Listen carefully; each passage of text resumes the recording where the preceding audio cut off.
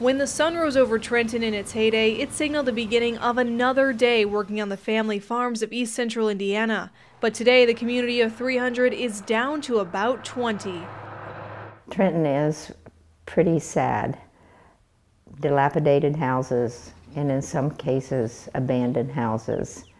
Nobody wants to move there. Why would you? Dave Clam grew up nearby and has seen the small community change. The mom and pop stores, the shoe stores, the smaller grocery stores, I don't see them coming back. The population in the county where Trenton sits has dropped by a quarter since 1900.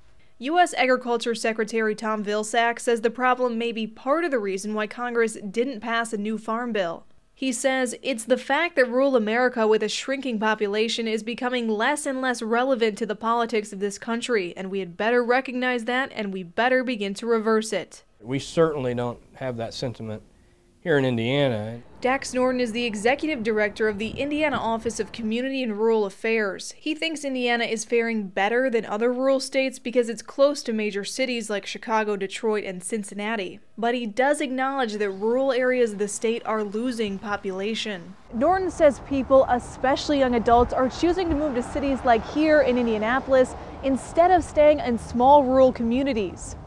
Neil Milet is an exception.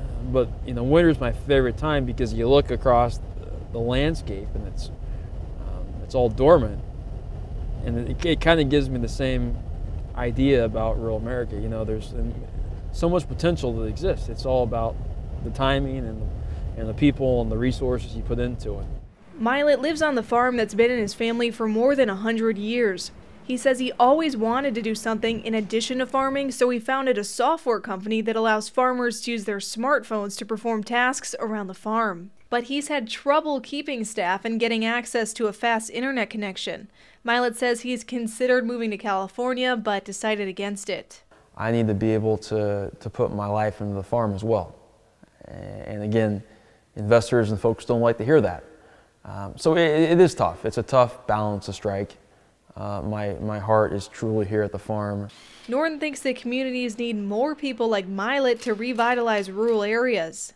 That one person can start the seed to growing. It's just seeding additional creative thinkers, and that's how a community becomes a community again. Now, whether it will ever get all the stores back around the square, I don't know, but you can always hope. Hope lies with young creative thinkers and old traditional values to revive rural America.